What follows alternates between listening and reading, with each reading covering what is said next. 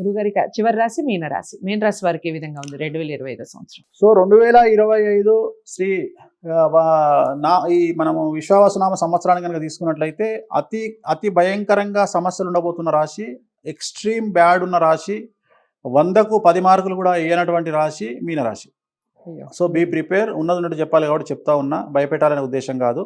ఈ సంవత్సరము మనం తీసుకుంటే పూర్వభాద్ర 4వ పాదము, అలాగే ఉత్తరాభాద్ర 1, 2, 3, 4 పాదాలు, అలాగే రేవతి 1, 2, 3, 4 పాదాలు మీనరాశి కిందికి వస్తాయి. ఆదాయం 5, వ్యయం 5, రాజపూజ్యం 3, అవమానం 1.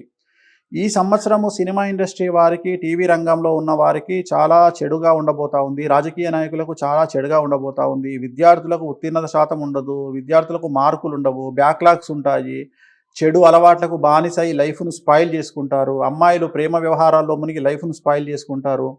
ఉద్యోగస్తులకు ఈ సంవత్సరము ప్రమోషన్లు ఉండవు, అలాగే బదిలీలు ఉండవు. అలాగే గవర్నమెంట్ ఉద్యోగస్తులకు ఏసీబీ రైట్స్లో ఇరుక్కునే అవకాశం ఉంది. అలాగే వ్యాపారస్తులకు ఈ సంవత్సరము ఇన్కమ్ ట్యాక్స్, ఈడీలు లాంటి సమస్యలు ఉండబోతా ఉన్నాయి. పెద్ద పెద్ద ఉద్యోగస్తులు చేసే ఐఏఎస్, ఐపీఎస్ లాంటి వారికి సిబిఐ కేసులు వెంటతరిమే అవకాశాలు ఉన్నాయి. ఆడవారికి సంబంధించి చాలా కుటుంబపరమైన ఇబ్బందులు, భార్యాభర్తలకు గొడవలు, ఒకవేళ గొడవలు ఉన్న భార్యాభర్తలు విడిపోయే స్థాయికి రావచ్చు. సో రైతులకు ఈ సంవత్సరం ఒక్క పంట మాత్రమే చేతికి అందుతుంది, రెండవ పంటలో ఫెయిల్యూర్స్ అనేవి కనిపిస్తూ ఉన్నాయి. సో ఓవరాల్గా మీనరాశి చాలా కష్టాల్లో ఉంది. కాబట్టి జాగ్రత్తగా ఉండండి, నల్ల బట్టలకు దూరంగా ఉండండి, శనివార నియమాన్ని పాటించండి. అంటే శనివారం నాడు రాత్రి భోజనం చేయకుండా టిఫినే చేయండి. అలాగే తిరునల్లార్ శనీశ్వర ఆలయంలో ప్రత్యేకమైన శని పూజ నిర్వహించుకోవడం ద్వారా సమస్యల నుండి బయటపడతారు. సో మీనరాశి వారు కూడా చాలా జాగ్రత్తగా ఉండవలసిన సమయం.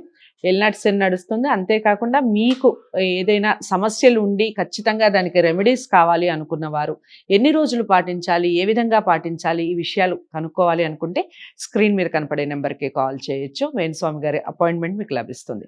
మరి వీడియోని లైక్ చేసి షేర్ చేయండి, ఛానల్ని సబ్స్క్రైబ్ చేసుకోండి. తదుపరి మంచి అంశాలతో మళ్ళీ కలిసే ప్రయత్నం చేద్దాం. అంతవరకు సెలవు, నమస్తే.